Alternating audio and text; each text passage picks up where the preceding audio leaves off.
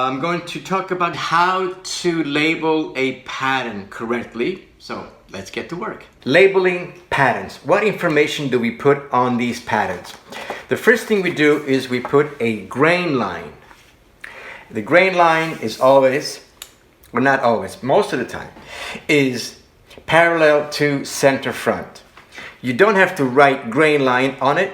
It's sort of, it's a given. It's understood that if you see a grain line like that with a little arrow at the top and the bottom, that's a grain line.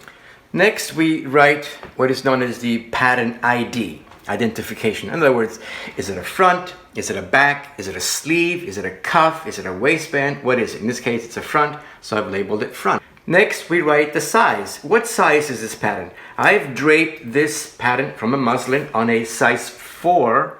Next is the cut amount, and we circle the cut amount, meaning how many pieces do we cut? If you have a sleeve, you have 2 sleeves, you cut 2. If you have a collar, it's only 1 piece collar, you cut 1. So all this information must be written on the pattern. Each pattern piece must be labeled. Welcome to Fashion Premier Academy. Design your future now.